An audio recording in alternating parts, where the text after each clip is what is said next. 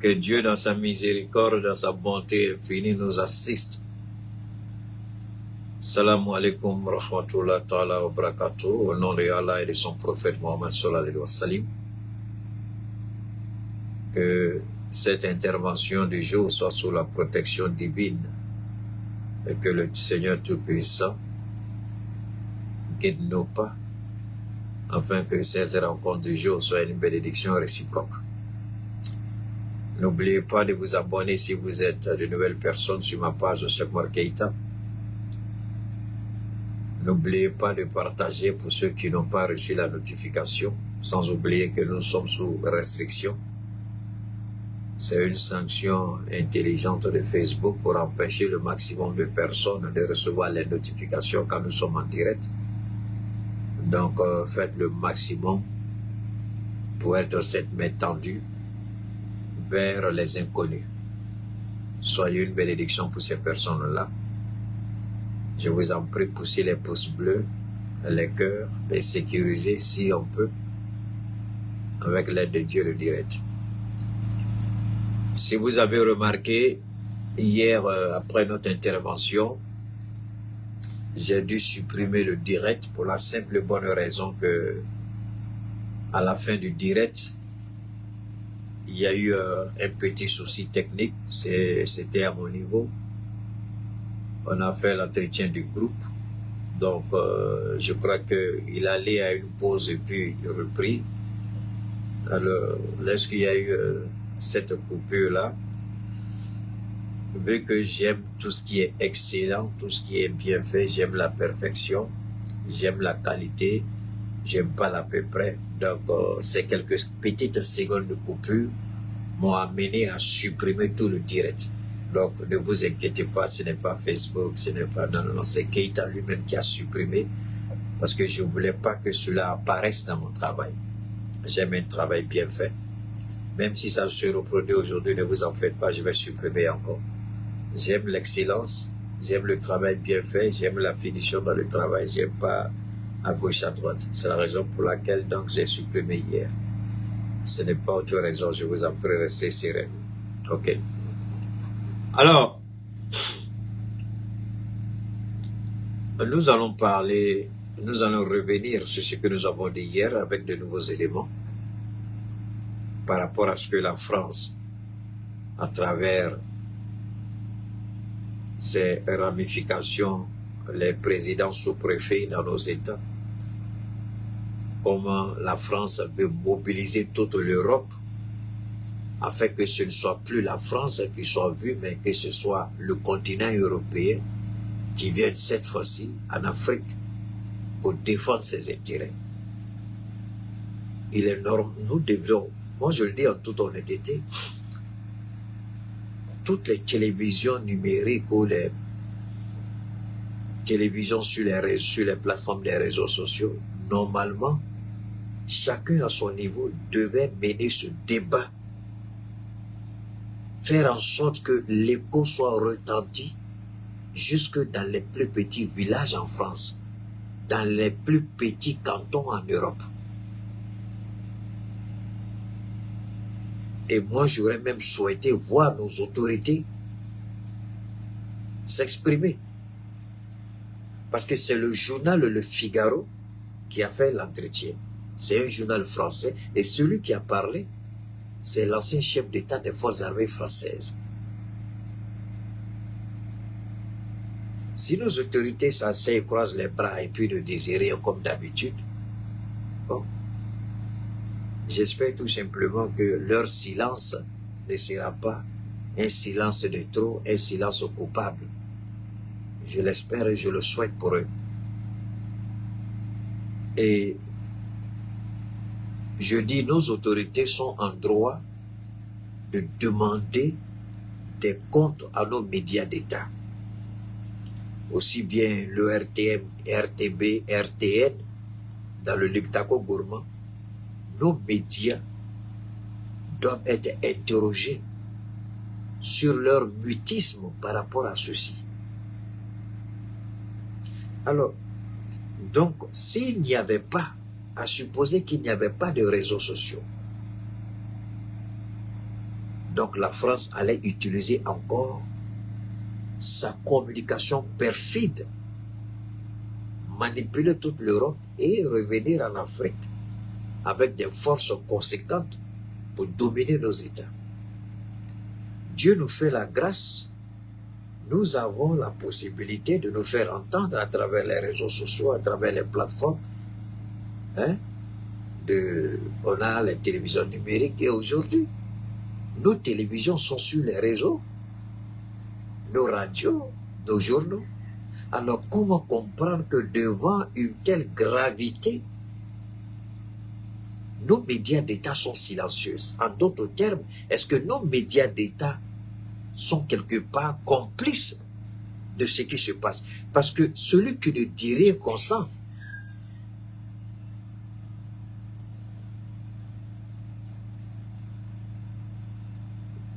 J'ai du mal. C'est-à-dire que comment je regarde certaines choses, je vais vous donner deux ou trois petits exemples. Je n'ai pas vécu en Europe, ça ne m'a jamais intéressé de vivre en Europe. Mais là où j'ai vécu, lorsque quelque chose de ce genre se passe, vous savez, on peut détester les Américains, on peut haïr les Américains, on peut condamner les Américains. Mais les Américains, ils ont quelque chose de fondamentalement qui est bon. C'est-à-dire, ils ont un mécanisme institutionnel qui fonctionne bien. On peut se poser la question sur la crédibilité morale de leurs institutions.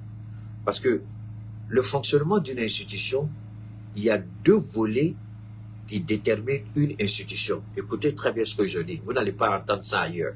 C'est Keïta qui vous donne.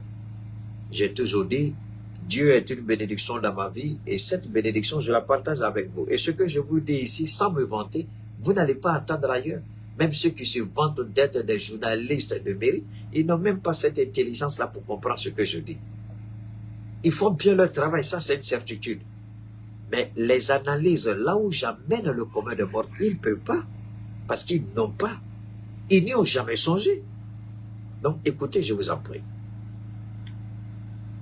Aux États-Unis, lorsqu'une telle déclaration est faite concernant les Américains, le Congrès tout de suite convoque le secrétaire d'État pour lui demander quelle a été sa réaction face à ce qui s'est passé. Parce qu'il est là pour défendre les intérêts du peuple américain. Alors, quand les Américains sont menacés, le Congrès invite tout de suite le secrétaire d'État pour venir s'expliquer. En d'autres termes, c'est comme si nos assemblées législatives doivent convoquer nos premiers ministres pour leur poser la question. Est-ce que vous avez entendu ça? Oui. Qu'est-ce que vous avez fait? Vous n'avez rien fait. Nous sommes dans une transition, c'est une certitude. Mais je voudrais que les organes législatifs de notre transition jouent leur rôle. Ils ne sont pas là seulement pour voter les projets de loi pour aider le président. Non, ils doivent défendre les intérêts du peuple. Le président Maliki Diaw le dit tous les jours. Alors moi, je voudrais que le Maliki Diaw, faites en sorte que Maliki Diaw reçoive ma vidéo. Je voudrais que Maliki Diaw appelle le directeur de l'ERTM et lui poser des questions au CNT. Qu'on invite c'est-à-dire que les différents organes législatifs de transition dans nos trois États, qu'ils invitent eux, le ministre de la Communication, et le directeur de l'ERTM, les deux, dans ces organes-là, pour leur poser les questions. Comment ils entendent répondre face aux agressions sur le plan de la communication? C'est ici, au lieu que, bon, j'ai entendu que le premier ministre Choguel est convoqué, mais monsieur les membres du CNT, je suis désolé. Toujours je vois mon frère Fomba, il parle. C'est-à-dire que ça ne marche pas, c'est pas ça, c'est pas comme ça. Je ne connais pas mieux que vous, je ne donne pas de leçons, mais je dis, vous faites toujours la même chose. Si ça ne marche pas, pourquoi vous ne vous dites pas, il faut changer? C'est pas ce qu'Assimi a fait. Avec les mêmes partenaires, ça n'a pas marché. On a changé de partenaire, on a diversifié, on a un bon résultat. Alors, si les gens continuent la même chose, et puis vous êtes là, vous regardez, Bon, le ministre de la Communication, moi personnellement, je voudrais que le CNT appelle notre ministre de la Communication pour lui poser les questions. Quelle est la stratégie qu'il met en place pour défendre la transition? Parce que c'est bien beau de dire que le CNT appelle le Premier ministre. Mais le Premier ministre n'est pas le seul. Le Premier ministre, il a des ministres. Vous appelez le Premier, vous allez lui poser des questions. Mais les autres ministres, pourquoi vous ne les appelez pas au CNT? Hein? Pourquoi vous n'avez jamais appelé le ministre de la Communication? Appelez-le pour lui poser des questions. Je parle de nos 3 États. Appelez le ministre de communication et puis les directeurs de nos organes de communication, c'est-à-dire nos télévisions et nos radios. Ce qu'on appelle ceux-là, que le CNT du Mali appelle le directeur de l'ERTM. Il est temps que ces gens-là nous doivent des explications. Parce qu'ils sont payés avec notre argent. Alors, si vous dites que vous êtes là pour défendre les intérêts du peuple malien, et puis, monsieur le président du CNT, vous voyez ça, et vous n'interpellez pas et le directeur de l'ERTM et le ministre de la Communication, moi je suis étonné. Ou le ministre des Affaires étrangères, moi franchement je suis étonné. Quel intérêt vous défendez? Parce que là, visiblement, là ici, le peuple malien est menacé par un officiel français. C'est pas à ça de sortir. Non. C'est au ministre des Affaires étrangères et de la Communication et de l'ERTM. Voilà les 3 personnalités impliquées ici. Le directeur de l'ERTM, il a le devoir sacré de déterminer la stratégie de lutte pour riposter contre toutes les agressions en termes de communication.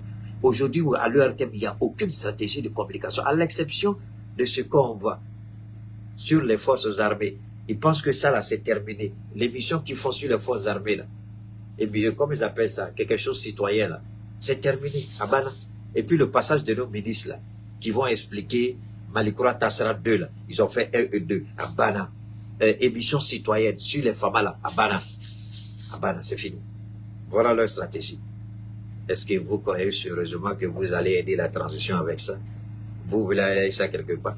Monsieur Malik Diawa, Kale Alakama, je te demande pardon. Et Allah, ça va, monsieur le président du CNT, il faut laisser Choguet là où il est pour le moment. Il faut appeler Diop. Il faut lui poser la question. Est-ce qu'il n'a pas vu ça là?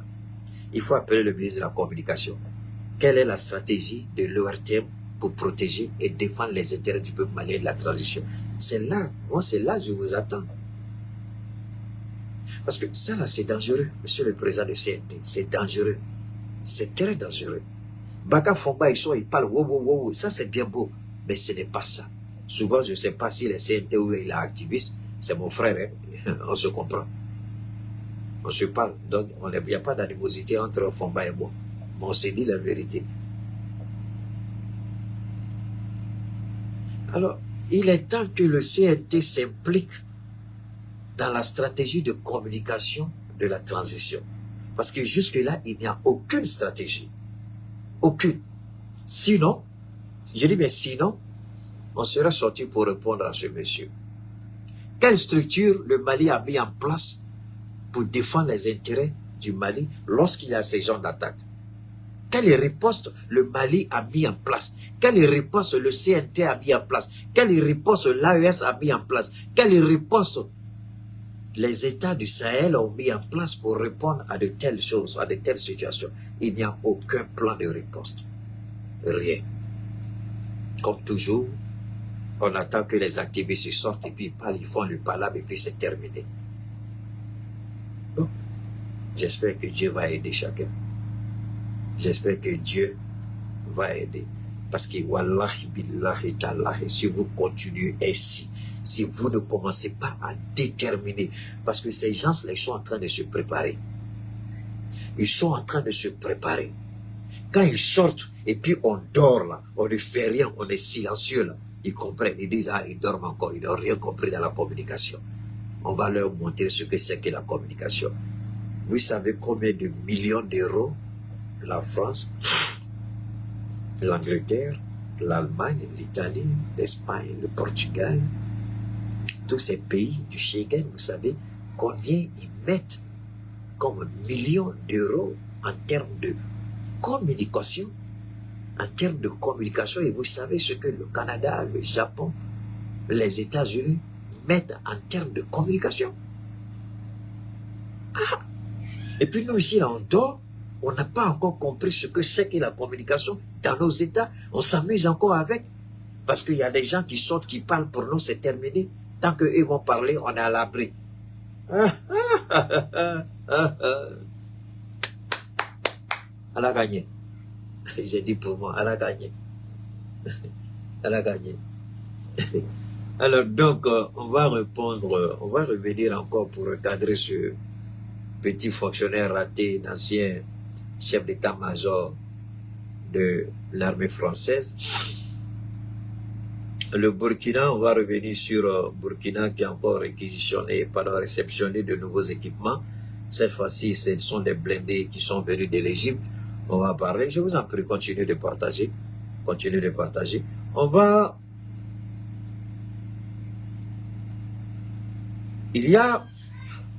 J'ai été choqué. Une fois de plus. Je me pose la question, si le président, Premier ministre Ousmane Sonko, si lui et son président, Diomaye Faye, accordent leur violon. Parce que je regarde certaines sorties de Diomaye Faye, je peux me tromper, hein. On va revenir sur la question de la Mauritanie, je peux me tromper. Mais Diomaye Faye, il vient de commettre la première bêtise de son quinquennat. Le président sénégalais, il vient de commettre la première bêtise. Je dis bien, il vient de commettre la première bêtise de son quinquennat. À peine élu, même pas un mois, il vient de commettre sa première bêtise. Tu ne peux pas te proclamer panafricain et puis ta première visite officielle, tu rends visite à un président esclavagiste de la Mauritanie. Quelles que soient les relations que le Sénégal a avec la Mauritanie reste un pays esclavagiste. Jusqu'à preuve du contraire. Jusqu'à la date d'aujourd'hui, l'esclavage est pratiqué en Mauritanie. Jusqu'à la date d'aujourd'hui. C'est le seul pays africain. Même l'Union africaine ne peut pas. L'Union européenne, personne ne peut. Alors, pourquoi? Je crois que la Mauritanie était dans la CEDEAO, si je ne me trompe pas. La Mauritanie est sortie de la CEDEAO. Jusqu'à la date d'aujourd'hui, elle n'est plus rentrée. Elle est sortie. La Mauritanie est un pays esclavagiste. Jusqu'à la date d'aujourd'hui, l'esclavage est pratiqué en Mauritanie. Et c'est là que le président sénégalais, fraîchement élu, qui inspirait, moi, franchement, j'aurais bien souhaité Ousmane Sonko à l'office. Moi, je suis à l'aise avec Ousmane Sonko comme président du Sénégal. Mais Diomaye Faye, quel que soit ce qu'on va dire de lui, quels que soient les superlatifs, par rapport à ses relations, lui, Ousmane Sonko, franchement, je suis déjà déçu. C'est ma première déception en tant que panafricain. Je dis, Diomaye Faye vient de trahir la première trahison. Donc, peuple du Sénégal, je ne sais pas trop ce que ce président va fait, mais en ce qui me concerne, je suis déjà déçu. Et c'est rare que quand je suis déçu, que je me trompe. Et là, je suis déçu. Et ce monsieur, je crains fort que sa relation avec Ousmane Sonko risque de se détériorer. Je dis, c'est lui qui a dit, le discours de victoire qu'il a prononcé, c'est lui qui a dit qu'il allait faire tout pour que nous on retourne au sein de la CEDEAO. Et c'est lui qui va rendre visite à un pays qui est sorti de la CEDEAO, un pays esclavagiste. Alors, il y a trop de contradictions dans l'attitude de Diomaye Faye. Trop. Est-ce que Ousmane Sonko va lui mettre la pression en tant que Premier ministre? Je ne sais pas. Est-ce que Ousmane Sonko va le ramener à l'ordre? Parce que s'il est président, c'est bien grâce à Ousmane Sonko. Alors, je ne le suis plus, ce président-là. Personnellement, je ne le suis plus. Tous les Sénégalais et tous les panafricains avisés croyaient que sa première visite serait dans le Sahel, c'est-à-dire dans le Liptako Gourma. Il pouvait faire une tournée de 24 heures. En un jour, il commence par le Mali, le Burkina, le Niger. C'est à cela que tout le monde s'attendait. C'est comme si il crée les putschistes selon leur propre expression. Donc nous, là, nos présidents sont des putschistes. Comment faire son premier voyage dans des pays où les présidents ont pris le pouvoir par les armes? Donc, il préfère aller s'accommoder avec un président qui a été démocratiquement élu, malgré qu'il soit esclavagiste, et éviter de nous accorder sa première visite.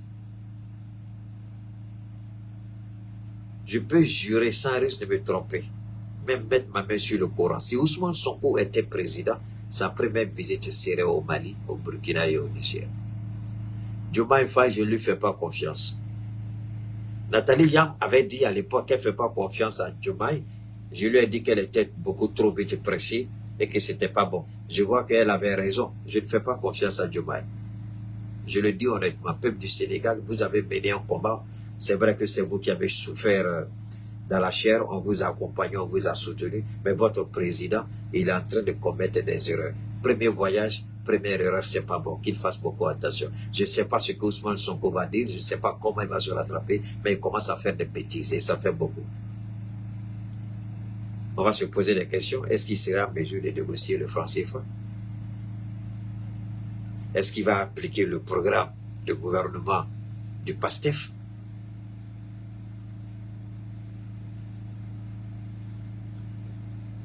En tout cas, personnellement, je suis déçu. Le président, bon, ben, c'est pas parce que je parle que c'est pas, je suis pas en train de parler parce qu'il faut parler. Voilà, voilà les photos qui sont là. Je vais vous montrer les photos. Vous allez regarder. Tout à l'heure, j'arrive, je vais faire sortir les photos pour que vous puissiez regarder. Parce que c'est étonnant.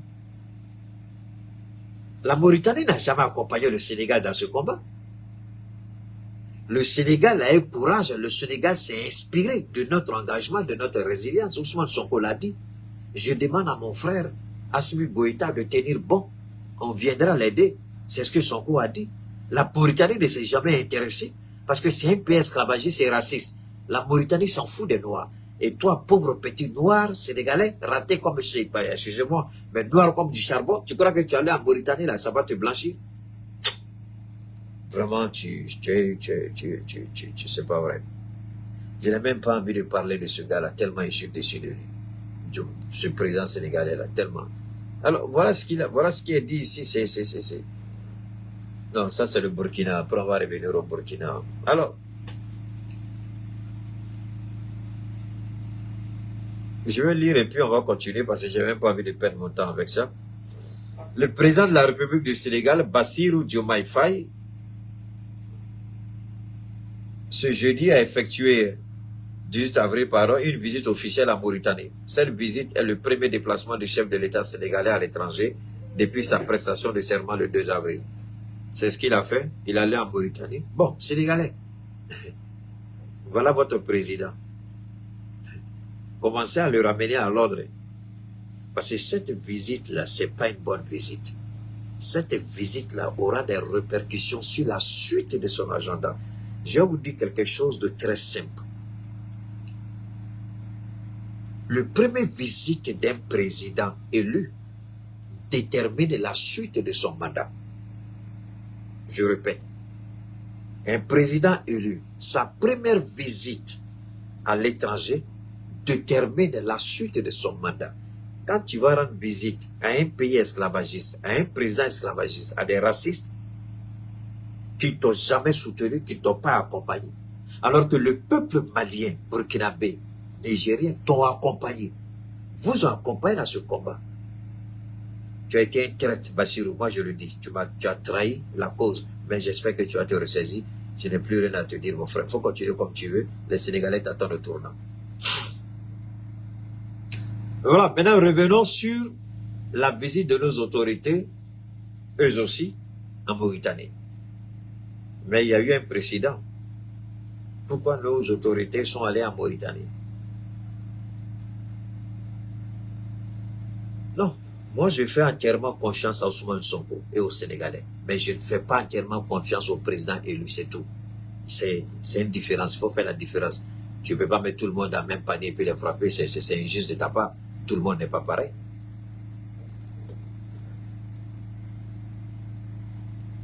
Alors, il y a les relations entre la Mauritanie et le Mali sont sous tension croissante avec des incidents récents à la frontière. Certainement, c'est ce qui a expliqué la visite du ministre des Affaires étrangères Abdoulaye Diop et le ministre de la Défense Sadio Kamara. L'incident frontalier entre les deux pays, le plus récent, remonte à la période de l'Aïd el-Fitr, où des troupes maliennes auraient pénétré dans le village mauritanien de Madala, entraînant des blessures chez les civils et des arrestations controversées. Pendant ce temps, les allégations de soutien à des troupes terroristes et séparatistes émergent du côté malien, ce qui met en lumière les défis sécuritaires complexes qui prévalent le long de la frontière commune de 2237 km. Vous vous souvenez, hier, j'ai dit que je suis contre toute relation avec la Mauritanie. J'ai dit, mais je suppose que nos autorités disposent d'éléments et de preuves crédibles qui peuvent justifier le déplacement de nos autorités.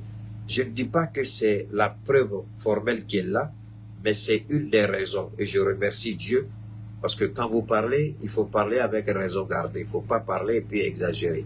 Ils y ont été parce qu'il y a eu des tensions, ils y ont été parce que nos éléments de force de défense et de sécurité ont fait incursion dans un village pour procéder à des arrestations. Évidemment, on peut se poser la question sur la légitimité de ces arrestations.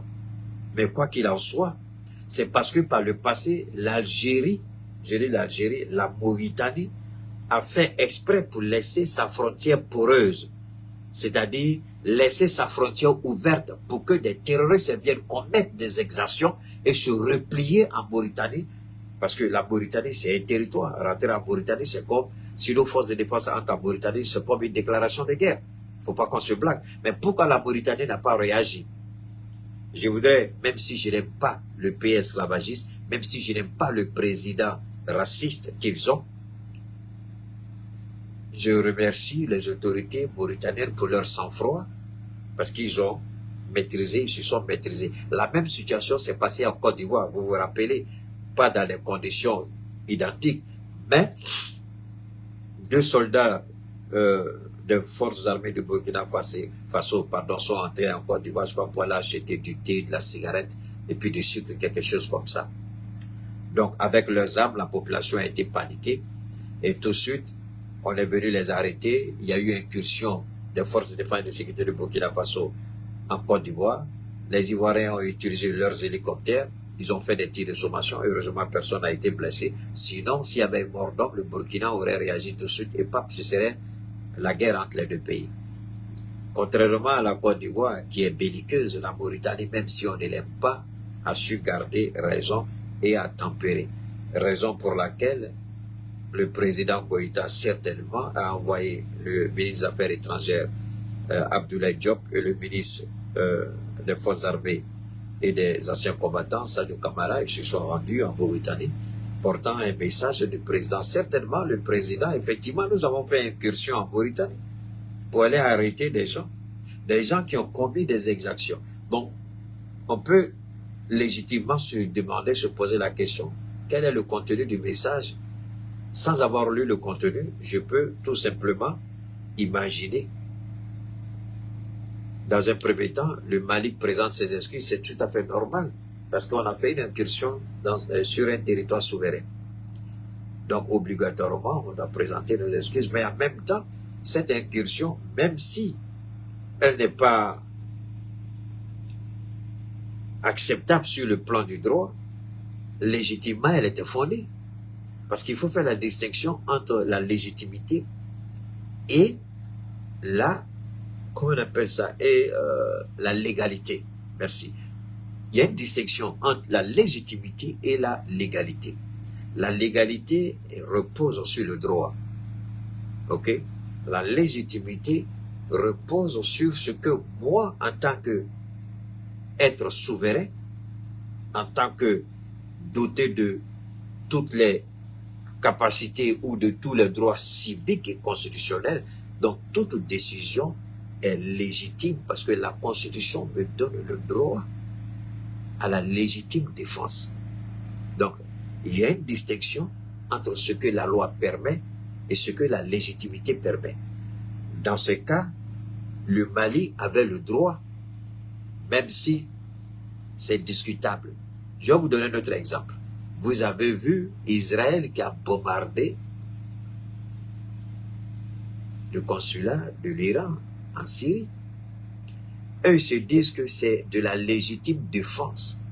Donc, légitimement, ils ont le droit de se défendre. Mais légalement, ils n'avaient pas le droit de le faire.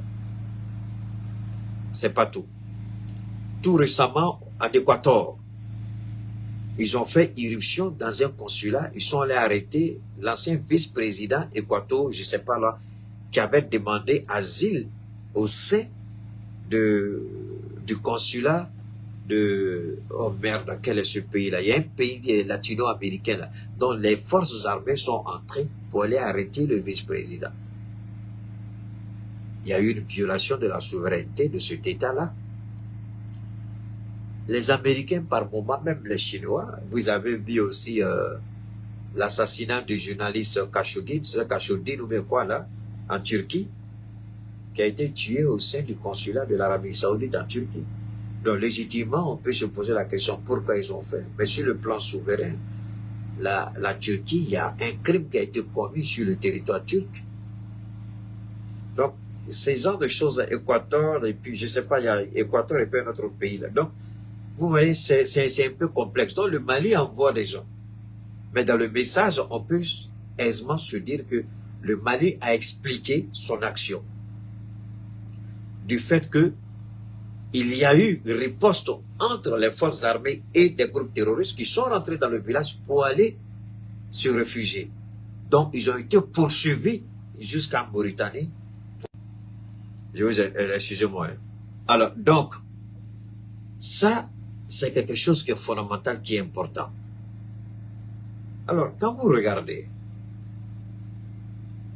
le Mali n'est pas allé comme ça. C'est tellement, il y a eu échange de feu. Vous avez entendu ce que j'ai lu. L'incident frontalier entre les deux pays, voilà, mais je vais revenir. On dit, les forces armées auraient pénétré dans le village mauritanien de Madala, entraînant des blessures chez les civils. Mais c'est pas parce que les gens sont rentrés chez vous qu'il y a blessure. Non, il y a eu affrontement. Ici, le journaliste là, il raconte du n'importe quoi. Il y a eu certainement échange de coups de feu entre les forces armées et les groupes terroristes qui ont attaqué et essayé d'aller se réfugier là-bas. Donc, forcément, il y a eu échange de coups de feu et ils ont réussi à les maîtriser. Donc, évidemment, le Mali envoie son ministre des Affaires étrangères et de la Défense, d'abord pour expliquer les circonstances dans lesquelles les forces armées se sont retrouvées dans un village mauritanien et demander au président mauritanien et puis en même temps aussi demander une certaine collaboration. Demander une certaine collaboration entre certainement les forces armées et puis les forces armées frontalières au niveau de la Mauritanie. Même si on n'aime pas la Mauritanie, on a 2200 combien 2237 km, c'est long. On ne les aime pas, c'est vrai. C'est pas le peuple mauritanien qui en faute. Ce sont les esclavagistes qui sont au pouvoir. C'est l'administration esclavagiste mauritanienne, c'est de ça qu'il s'agit. Mais pas du peuple mauritanien. On ne les accuse pas et tous. Alors, c'est ce qui a expliqué. Mais Diomaye Faye, Sénégalais, vous avez de sérieux problèmes. Comme je dis toujours, je souhaite et je demande à Dieu de faire en sorte que j'ai tort. De faire en sorte que je me trompe. Ce monsieur-là, c'est fini. Et moi, je l'ai classé comme ça. Parce que moi, quand je mets ma confiance en vous, et puis vous trahissez ma confiance, chez moi, je peux vous pardonner, mais un retour à l'ordre normal n'est plus possible.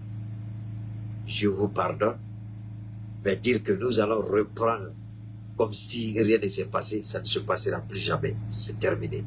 Et ce président-là, moi, je l'ai classé, c'est terminé. Pour moi, il m'a déçu. J'espère que j'en fais un peu trop. J'espère que je me trompe sur son corps. Mais je suis sûr que le président, le premier ministre Sonko lui-même doit être gêné là où il est. Dans tous les cas, il veut s'affranchir d'Ousmane Sonko. Parce que vous savez, quelqu'un qui n'a jamais imaginé dans sa vie être ministre, et puis vous faites de la personne un président par la grâce de Dieu, la seule chose qui se passe dans la tête de ce monsieur-là, c'est de s'affranchir d'Ousmane Sonko. Ousmane Sonko qui l'a fait, qui l'a modélé, qui l'a propulsé et qui l'a fait président par la grâce de Dieu, il veut se défaire parce que c'est de ça qu'il s'agit. Tout le monde lui dit, l'ombre d'Ousmane Sonko plane sur ton mandat. Donc il va prendre souvent des décisions stupides. il va prendre souvent des décisions ridicules, des décisions vraiment bêtes, croyant qu'il va se défaire de l'ombre d'Ousmane Sonko. Mais tu ne pourras jamais te défaire d'Ousmane Sonko. La seule condition pour te défaire d'Ousmane Sonko, c'est de convoquer de nouvelles élections présidentielles.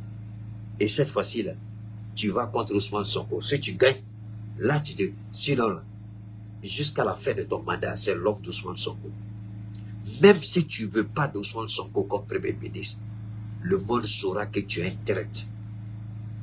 Parce que sans ce monsieur-là, tu n'allais jamais asseoir tes fesses dans la limousine, dans le bureau présidentiel, encore mieux dans l'avion présidentiel. Donc tu ne peux jamais te défaire de l'homme d'Ousmane Sonko. L'humanité retiendra que c'est de la prison qui t'a choisi.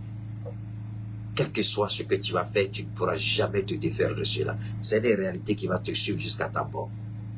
Donc arrête de te blaguer et puis travaille avec le monsieur par rapport à votre programme.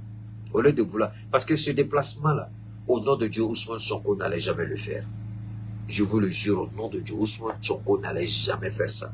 Et vous, si vous connaissez la presse sénégalaise, allez regarder la presse dakaroise, ce qu'ils vont dire de lui. Combien de fois Macky Sall est parti à Mauritanie, même si on n'aime pas Macky Sall le voleur, combien de fois il est allé à Mauritanie? Il y a des réalités qui sont là. Alors donc, voilà ce qu'on peut dire sur la Mauritanie par rapport au Mali. Le Mali, donc nous espérons que les choses vont aller. À côté de cela, les Jeux Olympiques sont menacés.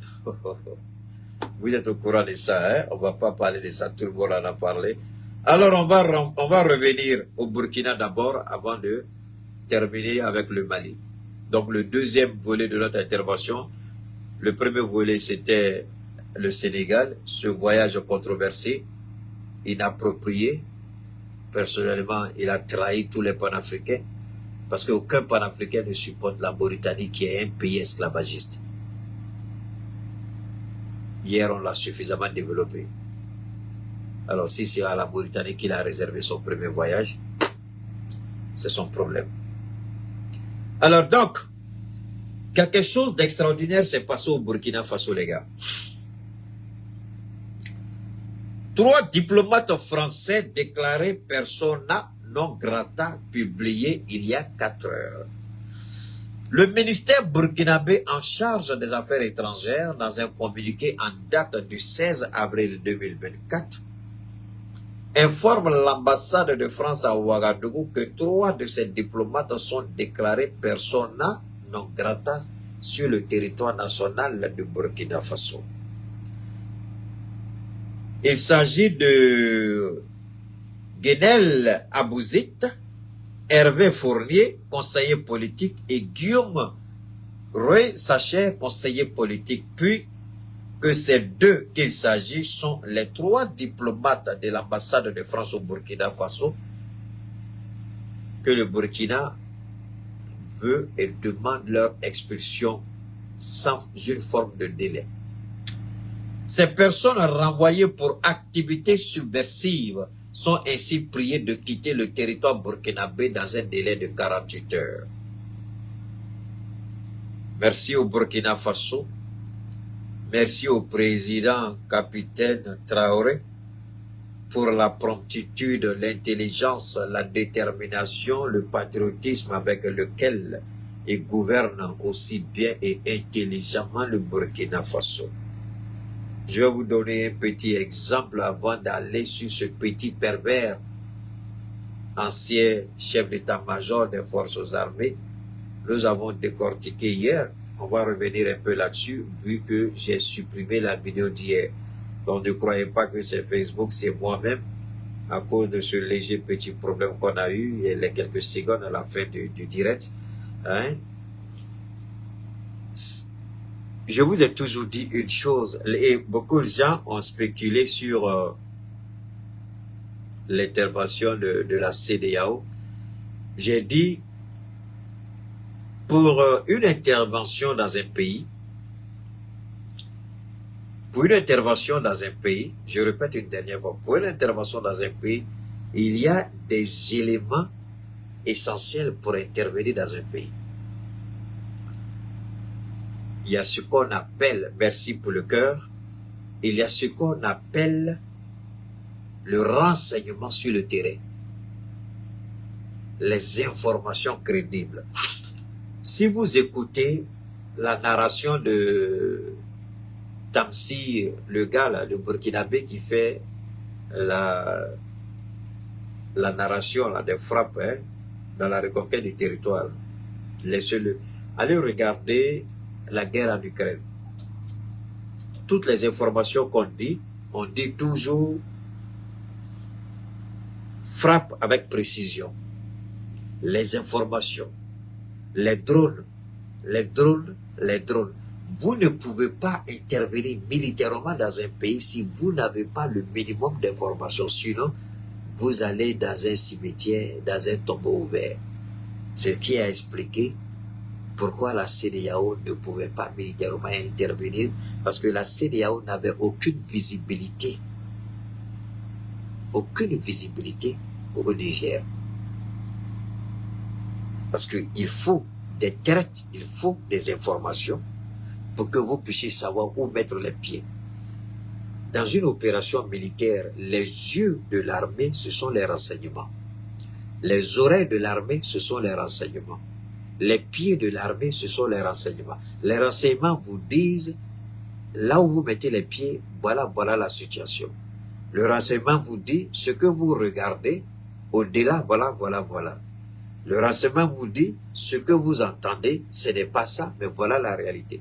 Si vous n'avez pas ces trois facteurs de renseignement dans une guerre, évitez de vous y habituer, de vous y engager, pardon, sinon vous êtes mort. Merci Bachili. C'est pourquoi la CEDEAO a plusieurs fois réfléchi. C'est pas qu'ils n'avaient pas l'envie. Ils voulaient même croiser le fer avec nous. Mais ils ne pouvaient pas pour la simple et bonne raison qu'ils n'avaient pas les informations de dernière minute, les informations fiables. En temps de guerre, en temps d'agression, en temps d'action militaire, l'information c'est en temps réel. L'information d'aujourd'hui n'est pas la vérité de demain. L'information de demain n'est pas la vérité d'après-demain. Donc, les informations, il faut les avoir en temps réel. Pour que vous compreniez très bien ce dont il est question ici. Les trois personnes, la France a toujours dit, nous avons nos collaborateurs, nous avons les échos de ce qui se passe et au Burkina, et au Mali, et au Niger. C'est au regard de ces informations que l'idiot, l'imbécile, le ridicule, le morpion, l'esclavagiste, le colon, l'ex-chef d'État, major des forces armées françaises, a dit qu'il faut que l'Europe vienne comme une entité politique, si nécessaire, utiliser les forces armées européennes au sein d'une coalition pour venir imposer leur volonté aux États africains, parce que leur survie, leur destin, leur avenir, c'est nous. C'est nous, pour la simple et bonne raison que le cacao, le café, le pétrole, le gaz, l'uranium, le fer, le bauxite, le lithium, l'or, le diamant, l'émeraude, tout ce que vous connaissez, c'est chez nous. Alors, est-ce que l'Europe peut revenir en Afrique et puis prendre tout? C'est pas possible. L'Europe ne peut pas. Donc, il faut nous affaiblir. En nous affaiblissant, on n'a pas le contrôle de notre espace aérien. Donc, ils peuvent légitimement espionner notre espace, préparer, planifier leurs attaques et puis venir nous surprendre un matin. À la date d'aujourd'hui, à l'exception du Burkina, je n'ai pas encore l'information sur le Burkina, le Mali et le Niger ont des systèmes de surveillance, de contrôle de nos espaces aériens avec des missiles anti-aériens. Donc pour le moment, nous on n'a pas dit voilà le système, voilà notre système aérien de défense S-300, S-300, S-200, S-400. Nous on n'a pas, nous on sait qu'on a des radars de contrôle. On a un satellite qui a été mis à notre disposition. On a des missiles de frappe. On a des drones de surveillance, d'attaque, des hélicos de surveillance d'attaque, des avions de combat. On a tout ce qu'il faut, donc on contrôle notre espace aérien. C'est en cela qu'en chassant par exemple ces 3 mercenaires français, la France perd le contrôle. Parce qu'avec ces 3, ils oublient une chose. Les Américains ont parlé au Français mais ils n'ont pas écouté. Ils disent, le fait que les Russes ont installé un système de communication au Mali, au Niger, au Burkina, faites beaucoup attention, toutes vos communications sont désormais écoutées, interceptées. Sur quelle base le Burkina dit que ces gens-là mènent des activités subversives? C'est parce que le Burkina a des preuves concrètes de ce que font ces gens-là. Et en matière de renseignement, c'est d'abord les écoutes. Leurs communications ont été interceptées. Ils ne sont pas les seuls. Il y a beaucoup de gens qui travaillent à l'ambassade de France. Pourquoi ce sont les 3? La France dit, on regrette, on rejette la décision. Mais on s'en fout que vous regrettiez, que vous rejetez la décision. Ils sont personne à nos grattants. On ne veut plus les voir. 48 heures, bye bye. Allez, foutez le cas, c'est terminé. On ne permettra plus à une puissance occidentale. Et c'est ça qui fait mal à la France. Et c'est ça qui explique la colère de ce général que je vous ai fait écouter hier. Sa frustration, sa colère, c'est ça. Et il n'arrive pas à comprendre comment le Sahel a pu échapper à leur contrôle. L'Algérie, qui était le relais de la France, malgré tout ce que vous pouvez imaginer, la France et l'Algérie n'ont jamais été des ennemis. Ils ont fait leur jeu d'intérêt, ce qui arrive à tous les États, mais ils sont restés toujours liés par rapport à des intérêts bien précis. Alors, quand vous regardez ça, ces gens-là sont utilisés, manipulés. Mais ils ont l'impression que nous sommes toujours dans les années 70, dans les années 80, dans les années 90, dans les années 2000, voire 2010. Ils n'ont pas compris que nous avons dépassé peut-être l'expression n'est pas juste, mais ils n'ont pas encore compris que nous avons acquis du matériel haut de gamme pour surveiller et contrôler nos territoires, puisque eux-mêmes, ils mettent leurs concitoyens sous écoute. Nous aussi, on met toutes les ambassades sous écoute, on écoute chacun d'eux. Demain, ne soyez pas surpris si on dit que à l'ambassade canadienne, australienne, américaine, chinoise, russe ou tel, il y a des activités. Dans tous les cas, les Russes, les Chinois sont nos partenaires. Je ne vois pas encore ce qu'ils vont mener des activités subversives. Donc, c'est ceux qui veulent nous voir tomber, échouer, c'est le monde occidental. Et le Burkina, ils ont chassé 3 diplomates français, sans aucune forme de procédure, pour activités subversives. C'est clair, c'est net, on n'a pas à s'expliquer. C'est avant que les Africains s'expliquaient. C'est avant que les Africains se justifiaient. Mais à la date d'aujourd'hui, à la date T, les pays souverainistes, panafricanistes, qui veulent se défaire de la domination néocoloniale, post-coloniale, ils s'en fichent éperdument des appréciations que vous faites et des décisions que nous prenons. Nos décisions, quand on les prend, c'est des décisions qui sont actées. Que vous acceptiez, que vous n'acceptez pas, nous, on s'en fout éperdument. Ils vont partir. C'est ça la réalité. Alors, aujourd'hui, le Burkina est en train de créer un nombre impressionnant d'unités. Et le Burkina n'est pas seul. S'il vous plaît. Le gouvernement de la transition dirigé par le chef de l'État, le colonel Assimi Goïta, a pris une grande décision. Alors, cette mesure salutaire tend à améliorer les conditions de vie des agents. Oh non, ça c'est au niveau. Non, c'est pas ça. C'est ici. Le Mali a créé. J'ai pas terminé. Voilà. Le président de la transition, dans un décret rendu public le mercredi 17, le président Assimi Goïta a décidé la création de la force d'intervention rapide des armées. La force d'intervention rapide des armées.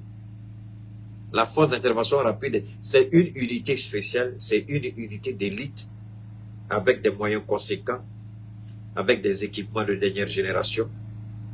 Une unité d'élite qui peut compétir avec n'importe quelle unité d'élite dans le monde. Je dis bien n'importe quelle unité d'élite dans le monde. C'est une unité d'élite qui suit différentes formations. Et l'unité d'élite, je pense et je suppose, je ne vais pas dévoiler tout parce que cela relève quand même de la sécurité nationale, on ne va pas tout dire, mais je vais vous dire juste quelques 2 ou 3 éléments. Dans cette unité, il y aura un détachement qui sera uniquement formé dans un domaine bien précis par les Russes. Un autre détachement dans la même unité sera formé spécialement par la Turquie, l'Iran, le Brésil, la Chine, l'Afrique du Sud, peut-être l'Égypte ou le Maroc. Donc, dans d'autres pays où nous avons des partenaires, cette unité d'intervention rapide des forces armées sera une unité d'élite où vous allez trouver toutes sortes de synergies à l'intérieur. Ce n'est pas une unité qui sera spécialement et uniquement formée soit par les Iraniens, soit par les Russes, soit par les Chinois. Non, non, non. Vous allez trouver l'ensemble de nos partenaires, la formation de l'ensemble de nos partenaires va se retrouver dans cette unité d'élite. Et cette unité d'élite, vous n'avez pas besoin d'être 1000, 3000, 4000. Une unité d'élite, avec seulement quelques éléments, peuvent déstabiliser et mettre à genoux tout un pays. Parce qu'il y a des techniques. Il y a des techniques d'abord. Bon, je ne vais pas rentrer dans trop de... Si je commence à développer ça ici, c'est pas bon. Seulement, sachez tout simplement que le président Assimi Goïta, bravo, bravo, bravo, bravo, président, d'avoir créé cette unité d'élite. Et cette unité d'élite, je vous jure, faites beaucoup attention. Ça n'a rien à voir avec ce que vous avez l'habitude d'entendre, parce que cette unité d'élite sera un mélange de compétences, un mélange de puissance, un mélange de forces de divers partenaires. C'est tout ce que je peux dire, je m'arrête là, et nous disons infiniment merci au président Assimi Goïta pour avoir fait cela. Alors, donc, quand nous revenons sur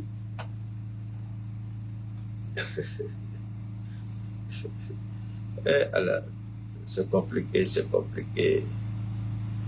Bon, placée sous l'autorité du chef d'état-major général des armées, elle est chargée de planifier, de coordonner et de conduire des opérations visant à produire des effets opérationnels décisifs et de lutter contre les organisations terroristes ou criminelles. Voilà. Précise le décret en acte qui intervient en pleine période de lutte contre les groupes terroristes.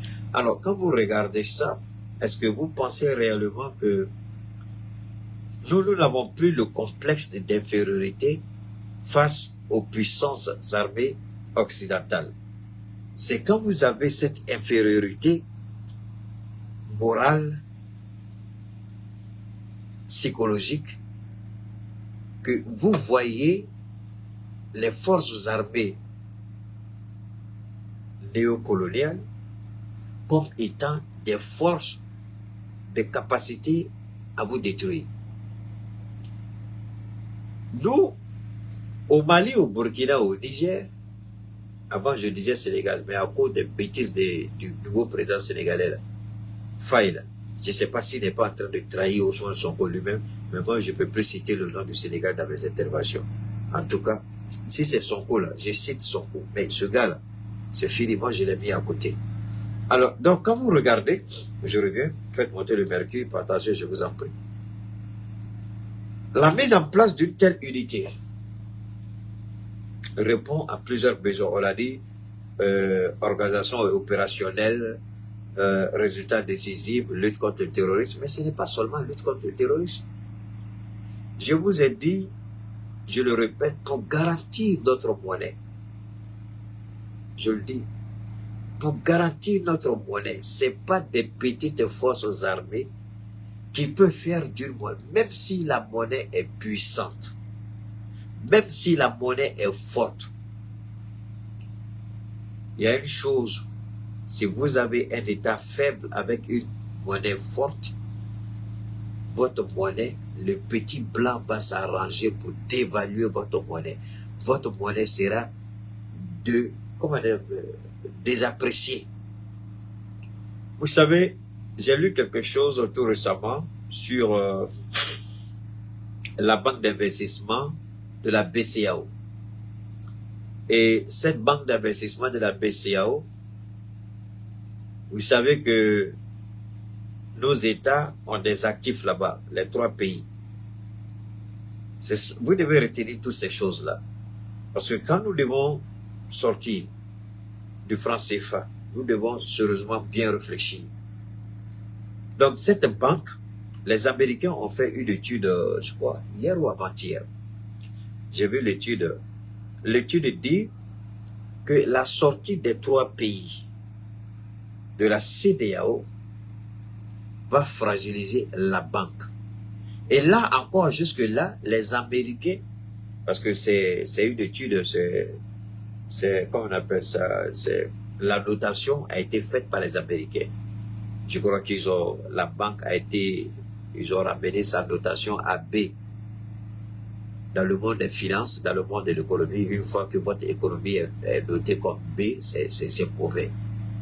C'est mauvais, ça veut dire que vous avez de sérieux problèmes, vous devrez réajuster votre économie. Vous n'êtes plus solvable. Et ce sont des indicateurs pour les opérateurs économiques, pour les investisseurs, pour la finance internationale en émo. Si vous êtes dans le système occidental, parce que les Russes, leurs banques, leurs entités ne sont plus notées par les agences de notation occidentales. Je répète, l'économie russe, chinoise, je crois que l'Inde aussi est dedans, le Brésil est dedans. Bon, tous les pays du BRICS, désormais leur notation, ce ne sont plus les agences de notation occidentales. Ce ne sont plus ces agences de notation occidentales qui notent la performance des économies de ces pays-là. La Russie a créé elle-même ses propres agences de notation. Idem pour la Chine, idem pour Brésil, Inde, Afrique du Sud, enfin tous ces pays-là. Pour la simple et bonne raison que quand c'est eux qui vous notent, ils vous imposent leurs agendas. Et aujourd'hui, ils ont noté la banque d'investissement de la CEDEAO. Ils ont dit ce que j'ai lu, ils ont dit que les 3 pays ont des actifs. Mais mieux, les 3 pays ont des dettes. Et s'ils se retirent, leur dette là, c'est-à-dire l'argent qu'ils ont mis là-bas, là, comme c'est une banque. Donc nous, on a déposé aussi notre argent, c'est comme n'importe quelle banque. Je prends un exemple, Boubacar Boudo, c'est ça, Boubacar Ibido par exemple, et puis Samba Sabadogo, voilà, c'est les 2 que j'ai vus, et puis Kaya Abego, voilà, ils vont et puis ils ouvrent leur compte dans des banques. Donc, ils sont actifs dans ces banques-là. Mais en même temps, la banque aussi leur fait des prêts. Donc, le jour où ils décident de quitter la banque, il peut se trouver que leur argent cumulé ne dépasse pas les 100 millions de dollars. Mais les crédits qu'ils ont pris s'élèvent à 500 millions de dollars. Donc, s'ils quittent la banque, qui perd? C'est la banque qui perd. Vous allez certainement mettre la main sur les 100 millions de dollars et les 500 millions et les 400 millions de dollars qui restent. Donc, les Américains ont dit que leur souhait, c'est de voir que les pays de l'AES ne quittent pas la CEDEAO. Parce que vous savez, ce n'est pas seulement sortir de la CEDEAO comme institution politique. La CEDEAO, vous le savez, avant tout et pour tous, la raison fondamentale de la création de la CEDEAO, c'est la création d'un marché commun, d'un espace commun. Donc, dans la mise en place de ce marché commun, une banque a été créée. La banque là n'a rien à voir avec la BCAO, qui est la banque de l'UMOA. Donc, la banque de l'UMOA, ce n'est pas la banque de la BCA et de la CEDEAO. C'est là que le criminel, le stupide, l'idiot président Alassane Ouattara a induit tous les présidents en erreur. L'UMOA ne devait pas intervenir dans cette histoire de sanctions contre le Mali, le Niger et le Burkina. Il y a une autre banque à l'intérieur de la CEDEAO. Elle pourrait dire d'accord, nous allons geler les dettes de ces pays-là. On ne va plus vous donner l'argent. Ça, c'est au niveau de la CEDEAO. Mais pourquoi impliquer l'UMOA? C'est là que quand nous réfléchissons sérieusement, on se dit, parce que beaucoup pensent que la banque de la CEDEAO, c'est la BCAO. C'est faux. La banque de la CEDEAO, c'est la banque d'investissement et de développement de la CEDEAO. À l'intérieur de la CEDEAO, ça n'a rien à voir avec la BCAO. Puisque les Alangos ne sont pas dans l'UMOA, les Ghanéens ne sont pas dans l'UMOA, le Libéria n'est pas dans l'UMOA, la Sierra Leone n'est pas dans l'UMOA. Alors, l'autre côté on est 16, l'autre côté on est 7. Donc forcément, il faut une banque de 16. Alors, c'est là maintenant que ça devient intéressant. Ce n'est pas tout. La Côte d'Ivoire a perdu gros dans cette affaire. C'est pourquoi je voudrais demander, moi qui disais qu'il est temps que nos autorités, peut-être avec le nouveau pouvoir au Sénégal, Assimi Goïta, je me suis trompé. Bon, je ne peux pas dire que je me suis trompé parce que ce n'est pas encore fait. J'avais souhaité cela, mais je vous demande pardon. Réfléchissez bien avant de retourner au Sénégal. Parce que ce président-là n'inspire pas confiance. Ce n'est pas Ousmane Sonko, ce n'est pas le peuple sénégalais. Mais Diomaye Faye, il ne nous inspire pas confiance. Un gars qui va danser avec nos ennemis, qui va souper avec nos ennemis, dis-moi avec qui tu marches, je vais te dire qui tu es. C'est pas ce qu'on nous dit toujours. Dites-moi avec qui vous marchez, je vais vous dire qui vous êtes. Alors, si c'est la Mauritanie qu'il a choisi de marcher avec, qui est un pays esclavagiste, on va le regarder lui-même, on va se poser des questions sur les bonnes intentions de Diomaye. Diomaye va trahir, et je crains, et j'ai peur que Diomaye ne trahisse le Sénégal. Consacré, je vous jure que j'ai une rage immense quand je l'ai vu en Mauritanie. On espérait tous que son premier voyage serait dans le Sahel. Ça là, c'est un président traite. J'espère que je me trompe. Alors, donc, il y a une étude aussi qui a montré que le port d'Abidjan est en chute libre et que cette chute libre se répercute en ce moment sur l'économie ivoirienne. L'économie ivoirienne, ce n'est pas fini, les députés ivoiriens ont adopté, je crois hier, des projets de loi sur l'endettement de la Côte d'Ivoire. Parce qu'il y a une frénésie d'endettement aujourd'hui de la Côte d'Ivoire qui se trouve autour de 30 000 milliards. Écoutez très bien, ça a tout un rapport avec l'AES.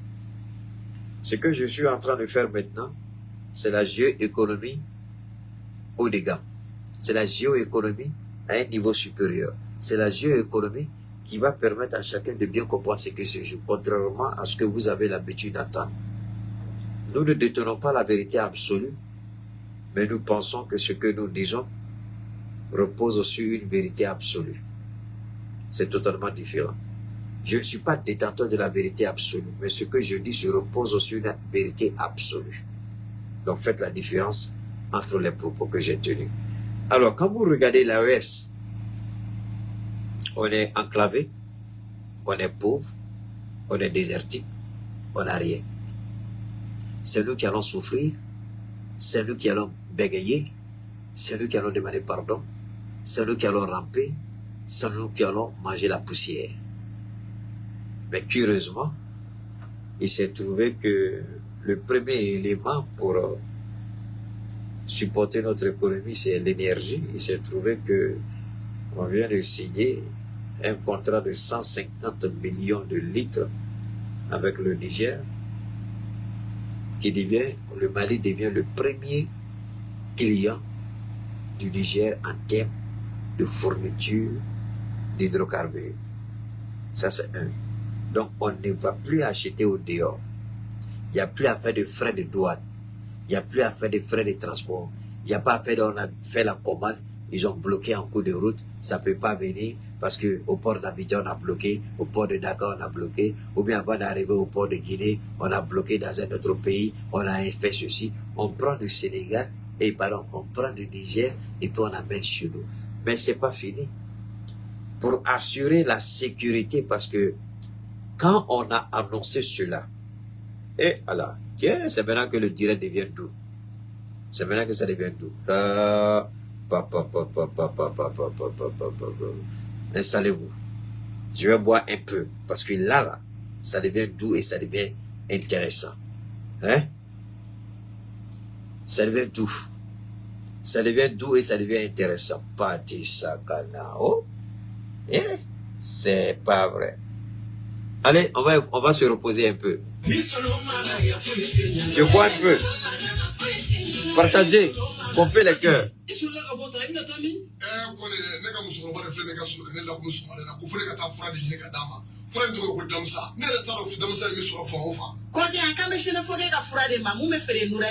Comme ce tien d'eau, frère Kain, frère Toko de Damsa, Cabinet frère sur Watina, La Fiala, ne doit pas n'adro, metadota. Kadamine, moi, tu le seras bella dilem frère me bouli à bella dilena. Mon reflet une euro d'où manga, une euro comment est-il au moins. Ça, c'est le Damsa. Ok, aïe, fait pour frère, avait fait que mi. On va continuer. Ça, c'est le Damsa.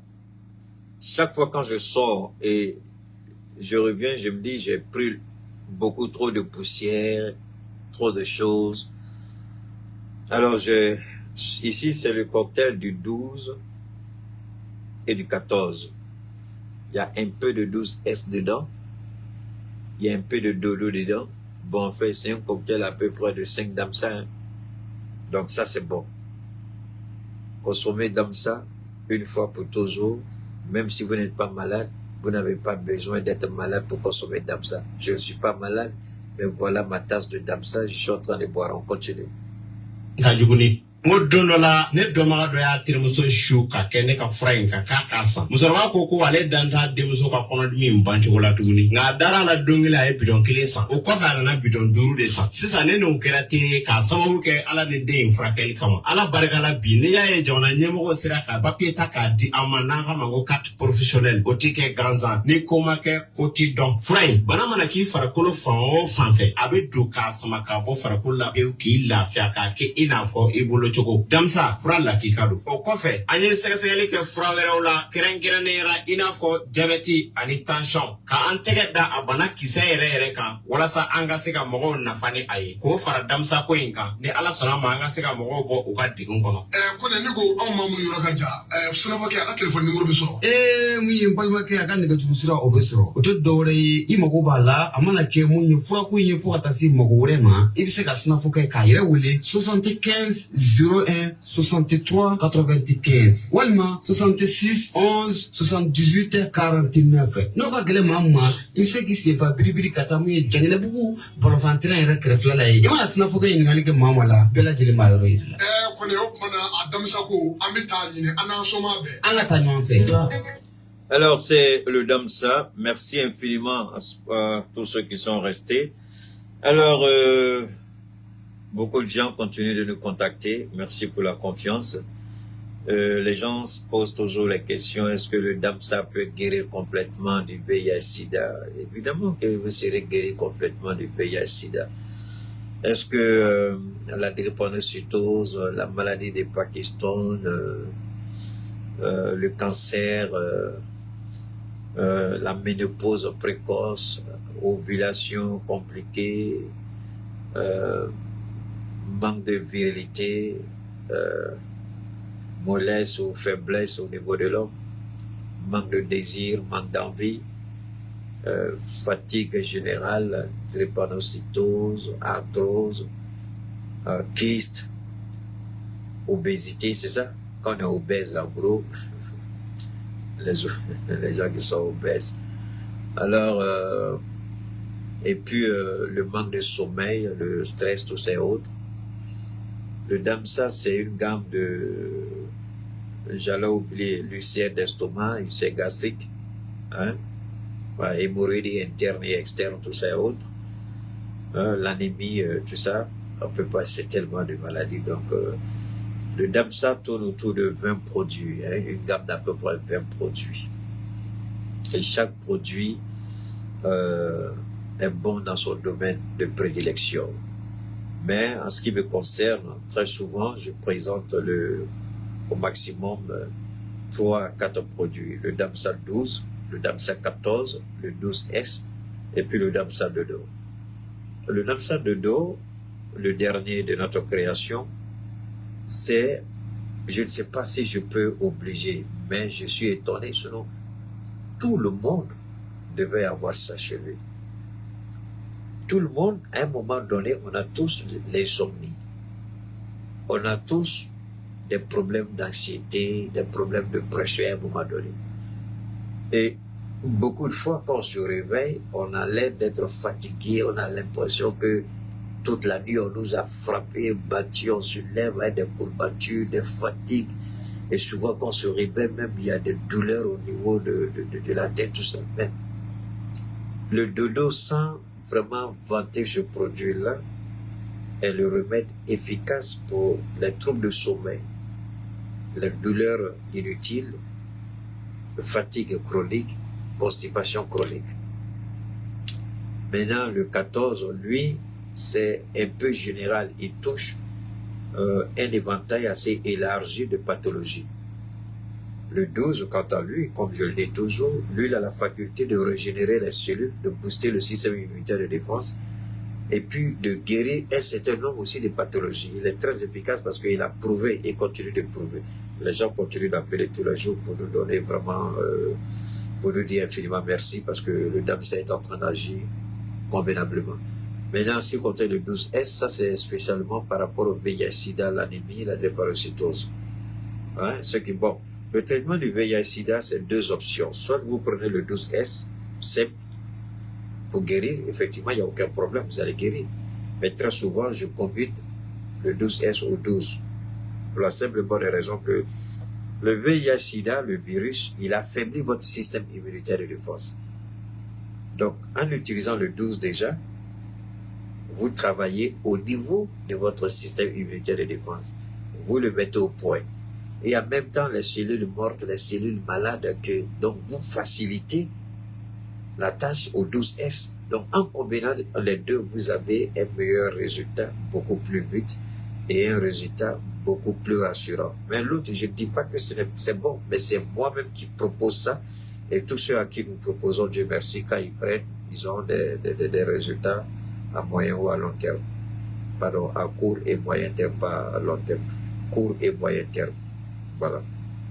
Donc, si vous êtes intéressé, et je propose aussi aux hommes, pour vos épouses qui sont enceintes, si vous avez l'impression que elle a une maladie héréditaire, je vous conseillerais de prendre le 12 et le 14.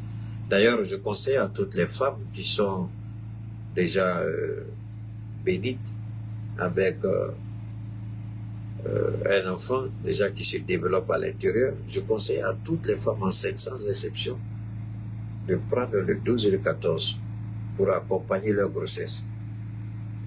Le 12 et le 14, une seule fois, ça suffit pour les 9 mois de grossesse, puisque vous ne le prenez pas à titre curatif, mais à titre préventif. Donc, ça va nettoyer le sang et l'enfant va se nourrir. Et l'enfant qui va naître là, il sera costaud, gaillard, femme comme garçon. Il ne connaîtra même pas maladie.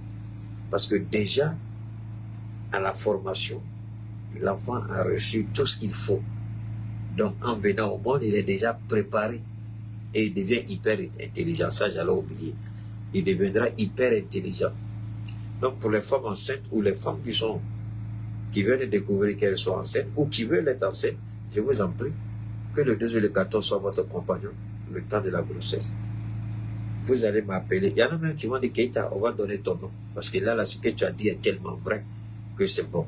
Il n'y a pas de souci. On est là pour vous. Le 12, le 14, le 12S, le 2Do. La gamme est complète. Elle est riche. À peu près 20 produits à tous les niveaux. Ulcère d'estomac, ulcère gastrique. Il n'y a pas de problème. Hémorroïdes interne et externe. Problème de vision. hein, troubles de vision, cataracte, glaucome ou toute infection oculaire, on peut vous aider, Inch'Allah. Alors, le numéro de Keïta, je suis toujours en promo. Hein, voilà, donc c'est le 223 comme indicatif, 72 77 47 88. 223 indicatif, une dernière fois, 223 72 77 47 88. On est là, on écoute. Mais les Ivoiriens, je vous préviens, si vous m'appelez pour me fatiguer, je vous bloque.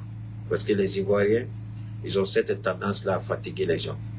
Vous êtes les seuls à me fatiguer très souvent. Si vous le faites, je vous bloque. Venez à des besoins précis, ne venez pas me poser des questions que vous ne pouvez pas poser à vos médecins, hein, ou à vos docteurs. Vous venez me poser des questions, c'est moi, je suis Dieu. Si vous avez guérison avec vos docteurs, là, jamais vous n'allez m'appeler. Donc quand vous venez, soyez humble. Ne venez pas poser des questions si comme vous avez en face de vous Dieu le Créateur lui-même, subhanallah. Donc j'avertis les Ivoiriens, ok? Alors, de quoi il s'agit? Une dernière fois, c'est le 223 72 77 47 88. J'attends vos commandes, j'attends vos suggestions. Et on est ensemble, ne vous en faites pas. On est là pour travailler pour vous, Inch'Allah. Alors, la Côte d'Ivoire est en train de payer le prix de sa mauvaise politique, de la haine de son président contre les États tels que le Mali, le Burkina et le Niger. Le port d'Abidjan, qui est le poumon de l'économie ivoirienne, vivait, respirait, pompait de la liquidité dans l'économie ivoirienne grâce au Mali et au Burkina Faso. Le Bénin est aujourd'hui obligé aussi, de se réinventer. Parce que le Niger a tourné le dos au Bénin. Aujourd'hui, l'activité portuaire en Côte d'Ivoire a chuté. L'argent ne rentre plus. Et Ouattara, qui a surendetté la Côte d'Ivoire, aurait dû être suffisamment intelligent pour dire attention, j'ai endetté mon pays parce que je compte sur la liquidité du Mali et du Burkina Faso pour payer ma dette. Le port d'Abidjan, en fonction des prévisions budgétaires, voilà ce que le port d'Abidjan doit amener chaque année. Et c'est en fonction de cela que nous allons décider de payer tel ou tel nos fournisseurs nationaux comme nos créanciers extérieurs. Alors, Ouattara s'attaque au Mali, oubliant qu'il a surendetté son pays. Voilà un idiot de président, et on veut nous faire croire qu'il est bon pour la Côte d'Ivoire. Ça, c'est le ridicule. Il endette son pays alors que son pays n'est pas industrialisé. Il dit, l'UMOA, la zone monétaire, lui dit de s'endetter à 70% de son PIB. Vraiment, ce vieux-là, je me pose la question, comment il est passé pour avoir son diplôme, enfin, s'il a déjà eu un diplôme un jour. Comment vous pouvez regarder les Blancs disent, il faut endetter le pays à un certain pourcentage de ton PIB. Mais toi, tu gagnes quoi? Tu n'as pas une économie industrielle. Tu as une économie basée en majorité sur l'informel. D'accord? C'est l'agriculture. Tu n'arrives même pas à transformer tes produits, c'est-à-dire que ta matière première, tu n'arrives même pas à transformer. Et toi, tu veux t'endetter à 70%, selon les normes de l'humain. Et il sort devant les Ivoiriens humains. Maintenant, il fait entrer un projet de loi qui lui demande il mélange comment il doit surendetter. Et aujourd'hui, ils ont lancé une campagne massive d'intoxication communicationnelle pour faire croire aux Ivoiriens que tout va bien. Alors qu'il y a une étude récente qui a montré que la Côte d'Ivoire fait partie des pays les plus pauvres au monde. On nous dit, le FMI, la Banque mondiale, disent que la Côte d'Ivoire a l'économie la plus performante. Comparativement, on dit, les Ivoiriens sont pauvres. Mais comment vous pouvez avoir une économie performante et puis votre population est pauvre? Alors, le Mali, le Burkina, le Niger ont trouvé d'autres partenaires. Et aujourd'hui, la Côte d'Ivoire va payer gros parce que le Maroc vient en force. Même si Keïta dit je n'aime pas, attention, nous sommes dans une situation de communauté des nations. Donc, d'une manière ou d'une autre, on travaille ensemble. Ce n'est pas la volonté de Keïta. Je peux ne pas apprécier quelque chose, mais les autorités qui sont à la manœuvre peuvent avoir une meilleure visibilité que Keïta. Donc, le Maroc aujourd'hui est en train de se battre pour mettre les choses en place, pour faciliter les transactions entre le Mali et l'AES. Pardon, entre le Maroc et l'AES. Ce n'est pas seulement entre le Maroc et le Mali. Le Maroc veut saisir l'opportunité pour entrer dans le marché de l'AES. Pendant ce temps, ce idiot de président raté ivoirien Alassane Ouattara, il fait palabre alors qu'il devait réfléchir les petites unités industrielles en Côte d'Ivoire pour leur donner une bouffée d'oxygène. Il faut venir sur le marché de l'AES. Au lieu de cela, il veut combattre l'AES. Donc nous, on a déjà des portes de sortie. Aussi bien nos matières premières que ce dont nous avons besoin pour notre consommation. Donc on travaille dans ce domaine-là. Alors aujourd'hui, le port d'Abidjan est paralysé, pas totalement, mais n'arrive plus à faire entrer toutes les prévisions budgétaires au niveau du port d'Abidjan ont échoué. Le port n'arrive plus à faire entrer l'argent comme il se devait selon les prévisions du gouvernement ivoirien. C'est la même chose avec le Bénin. Donc, mais nous, pendant ce temps, nous sommes en train de travailler notre monnaie. Je vous en prie, écoutez très bien. Nous sommes en train de travailler notre monnaie. Je vous ai dit tout à l'heure que nous avons des actifs au sein de la banque de la CEDEAO. Nous avons des actifs au sein de la BCEAO. Nous travaillons avec des entités. En créant notre monnaie, nous rendons les choses beaucoup plus faciles. Ce n'est pas tout. En créant notre monnaie, nous avons notre propre marché. En créant notre monnaie, on n'est plus soumis à la manipulation du franc CFA. En créant notre monnaie, désormais, on vend et on achète avec notre monnaie. Ce qui nous donne une plus grande flexibilité souveraine. On ne sera plus contraint de travailler dans une monnaie ou avec une monnaie que nous ne maîtrisons rien sur les valeurs des taux d'échange. J'ai entendu le petit minable ministre Lélé, français, séjourner dire que la France n'a plus l'or des pays africains dans son trésor. Vous avez tous entendu ça. Mais nous, on ne sait pas depuis quand la France nous a restitué notre or. Mais est-ce que la France a intérêt que nous devenions des États véritablement souverains, libres et indépendants?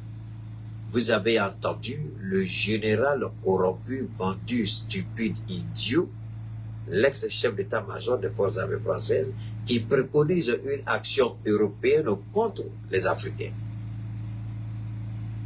Alors, ce que les autorités françaises et européennes refusent de dire devant le monde, il a eu le courage de le dire subitement, comme un bon militaire. Il n'a pas été diplomate pour essayer de maquiller son idée. Ce sont les diplomates qui maquillent les pensées. Lui, il a dit de façon stupide. Il dit, notre destin est menacé. Si ces États-là prennent leur indépendance véritable, nous serons obligés de mettre la main dans la poche pour avoir ce que nous voulons. Et notre mode de vie sera perturbé. Ce n'est pas moi. Hier, je vous l'ai fait écouter. Il a dit de façon claire et nette, le mode de vie occidental sera perturbé. Il a dit. Alors, s'il a dit, attendez, je vais essayer de le ramener, je vais essayer de... Général, durant les 40 ans de votre carrière... Non, attendez, c'est ici, je vais vous faire écouter, je pense bien, on va écouter. Je ne sais rien, ce que j'observe, c'est qu'aujourd'hui, ce qui a été construit dans votre temps, c'est-à-dire des normes, des procédures communes, des façons de travailler ensemble communes, sert déjà à des Européens qui pourraient devoir travailler sans l'OTAN. La question, en réalité, elle est essentiellement de la volonté politique des États membres de l'Union européenne. Cette entre-guerre dont on parle, qui a été le mien, et en particulier à la fin de ma carrière quand j'ai été chef d'état-major des armées, nous avons travaillé à essayer de mettre en évidence ces intérêts communs européens. Ce qui est notre destin commun à nous Européens, c'est la Méditerranée et l'Afrique, où notre destin se joue.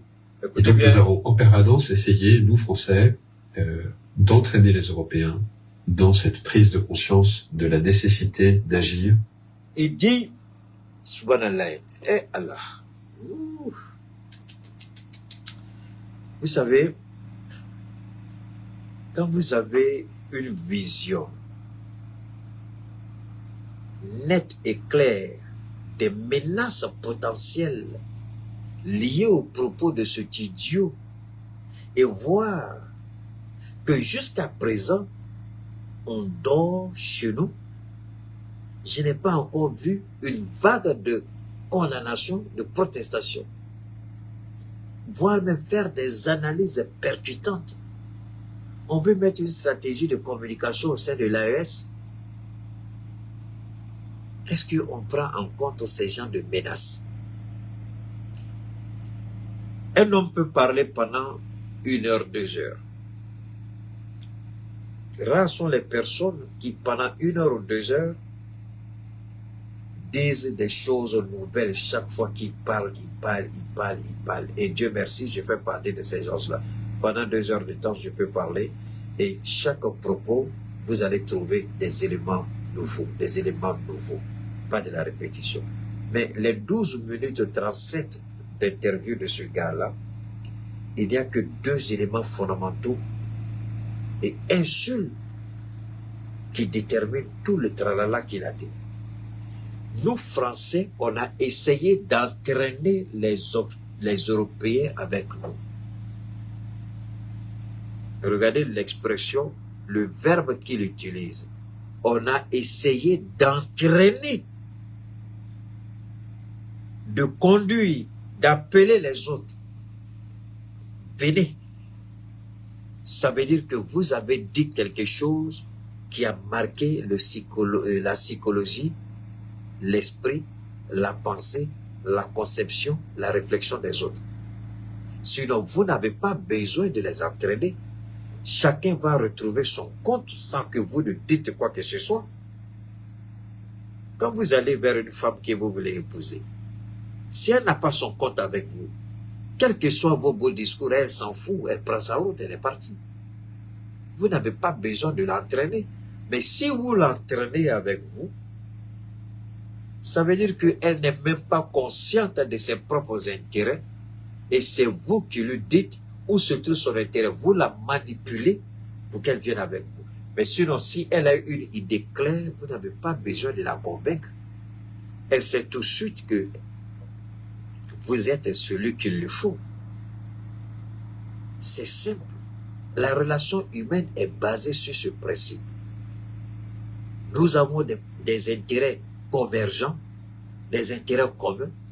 On le sait, on travaille ensemble pour préserver et garantir ces intérêts.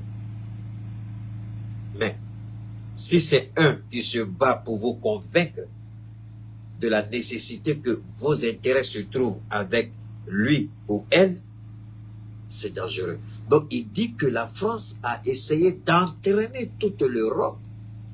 C'est en cela que vous avez vu la force ECAP, Europe Sahel.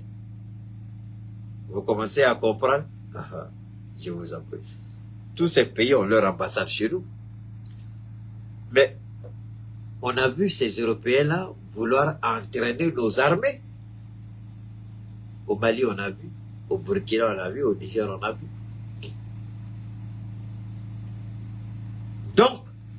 C'est par rapport à ce qu'il dit. Donc c'est la France qui les a... Et je n'ai pas oublié, G5 Sahel, le financement.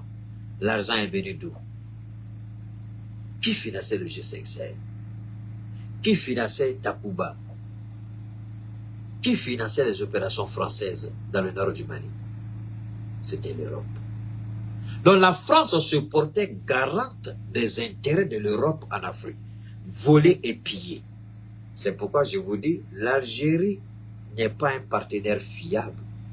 Le Maroc n'est pas un partenaire fiable.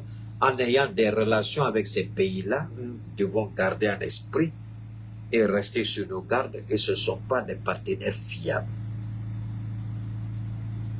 Donc quand vous écoutez ça, on a essayé d'entraîner les autres avec nous. On leur a dit, voilà où se trouve notre intérêt, notre avenir, notre destin commun. C'est là-bas, c'est chez eux. On n'a rien. Nous sommes une vieille femme ménopausée. Nous sommes à la ménopause. Rien de bon ne peut sortir de l'Europe. C'est là. Notre avenir, là, c'est en Afrique.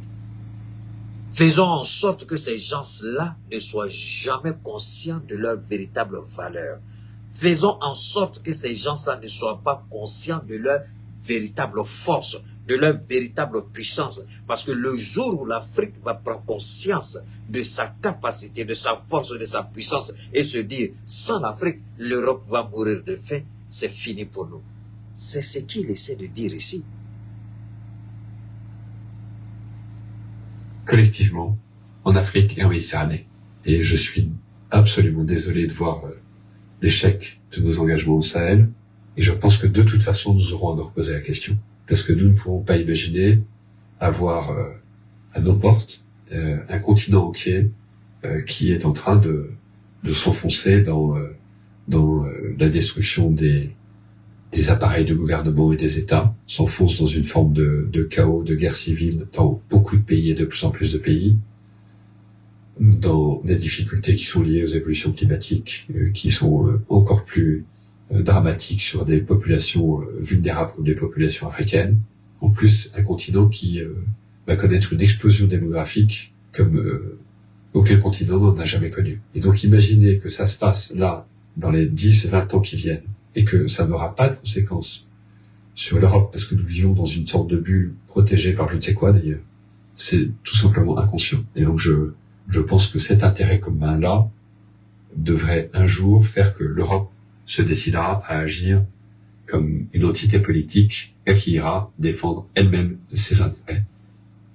L'Europe devra agir comme une entité politique pour aller défendre ses intérêts parce qu'on ne peut pas accepter l'explosion démographique de l'Afrique. On ne peut pas accepter. Alors quand cet idiot-là, cet imbécile à dire que les appareils de l'État sont... Mais aujourd'hui, vous avez entendu ce que je vous ai dit, la création de nouvelles unités, et par le Burkina et par le Mali, la réception d'équipements dédiés à notre protection. Cet imbécile raté, vaurien, criminel, idiot qui était au Rwanda, et il y a eu le génocide rwandais à sa présence, parce que c'est quand il était chef d'état-major que le Rwanda est tombé dans le chaos, dans le bordel, dans la chienlit. Cet idiot-là, il a oublié l'intervention des forces armées au Tanusiens contre la Libye.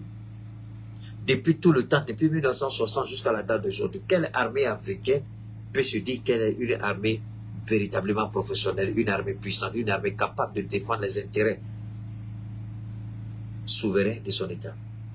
Il a fallu ces présidents-là pour qu'on goûte véritablement au luxe de la souveraineté, au plaisir de la souveraineté. Il a fallu ces présidents-là qu'on sente véritablement qu'on est souverain. Voilà un raté, un pervers, un idiot à tout point de vue, la malédiction incarnée qui vient nous dire que nous sommes des sauvages, on ne connaît rien, blablabla, bla, bla, bla, il y a ceci, il y a cela. Mais voilà cet imbécile encore, excusez-moi, il faut que je l'insulte copieusement parce que c'est ce que je ressens. Cet imbécile de raté, voilà ce qu'il dit encore. Alors, ce qui se passe avec les agriculteurs français, ça c'est pas problème pour eux, ça ils voient pas. Les gilets jaunes là, ça ils voient pas. En Ukraine, ça ils voient pas. En Israël, ça ils voient pas. Cet idiot mal élevé, mal né, il pense que c'est chez nous il y a un problème. Alors que son pays est en décadence. La perversion, l'immoralité au sein même du gouvernement. L'homosexualité prônée par excellence par l'exécutif. Ça, c'est pas un problème pour lui. C'est nous là, qui ne demandons rien, qui nous battons pour nos intérêts, peuple africain. On doit se réveiller et se lever contre ces gens de propos, contre ces gens de personnes, et interdire même cet idiot-là d'avoir accès à nos États. Quelqu'un raté comme ça doit même plus venir dans nos États. On doit interdire même à ce gars-là même de mettre les pieds chez nous. Et c'est ceux-là qui pistonnent des petits fonctionnaires dans nos ambassades pour essayer de mener des activités subversives. Vous avez compris pourquoi le Burkina a chassé comment on appelle ça, ces 3 fonctionnaires français, ces 3 diplomates français. Nous veillerons au gré et nous n'allons permettre à personne de créer la chienlit chez nous. On a des appareils de surveillance de notre territoire. Ce que je demande à nos autorités cette fois-ci, c'est de créer de véritables structures de communication dignes de ce nom pour mener la bataille de la communication. Parce que jusqu'à présent, la communication au sein de l'AES, elle est nulle et les Européens ne voient absolument rien. Nos médias d'État ne sont pas à la hauteur. Il faut que les différents organes législatifs au sein de l'AES interpellent les ministres de la communication et les différents directeurs de nos télévisions pour leur poser la question, quelle est leur stratégie de communication pour répondre aux agressions de l'Occident, pour répondre aux agressions extérieures. J'interpelle Malik Diaw, qu'il interpelle le ministre de la communication pour lui poser des questions. Quelle est sa stratégie? Qu'il laisse Choguel tranquille. Choguel n'a pas besoin d'être interpellé. Monsieur Malik, je ne vais pas vous dire comment faire votre travail, mais laissez le Premier ministre tranquille. Ici, là, vous devez maintenant vous battre pour une meilleure communication. Appelez le ministre de la communication, posez-lui des questions. Quelle stratégie il a développée pour la communication? Appelez le directeur de l'ERTM, posez-lui la question. Quelle stratégie il a développée? À part citoyenne, il y a encore la même là, émission citoyenne là. Et puis Malikoura Tassraou, ils invitent les ministres pour aller parler là. Qu'est-ce qu'ils ont développé comme stratégie pour répondre à ces gens? Parce qu'il faut un département forcément dédié à ces gens de trucs. C'est-à-dire qu'il faut créer une branche numérique qui va animer des débats au quotidien par rapport à ces genre de choses-là. Mais malheureusement, l'idée n'y est pas, la réflexion n'y est pas. On est en train d'avancer, boum, boum, boum, boum, on ne sait même pas où on va. La communication est zéro, à tous les niveaux, communication c'est zéro. On n'a même pas dit quel est aujourd'hui là, le ministre n'a qu'à nous dire, c'est au ministre de la communication du Mali que je parle, ainsi qu'aux autres. Quelle est la stratégie? Il n'a pas nous montré la route de la communication. Ils ont fait quoi? Ils ont fait quoi? Assimi Goïta, franchement, il y a de sérieux problèmes encore. Il y a de gros défis encore au niveau de la communication. Ce n'est pas encore ça, monsieur le président Assimi Goïta. Ce n'est pas encore ça. Le ministre n'a qu'à nous sortir un plan de communication, une réponse de la communication. Il n'a qu'à nous sortir une stratégie. Il n'y en a pas. Salam alaikum wa rahmatullahi wa barakatuh. Que Dieu protège chacun de vous et chacun de nous. Passez une très bonne soirée. Juma Moubarak demain à tout le monde. Inch'Allah, on va se retrouver par la grâce de Dieu. N'oubliez pas de vous abonner, n'oubliez pas de partager, n'oubliez pas d'inviter vos amis. On est ensemble. Merci à Tabachili. On garde le contact. N'oubliez pas de passer vos commandes d'APSA. OK? Pour tous ceux qui sont intéressés par le DAPSA, je reste à l'écoute. C'est le 223 72 77 47 88. Que Dieu veille sur chacun de nous. Merci. Salam alaikum wa rahmatullahi wa barakatuh.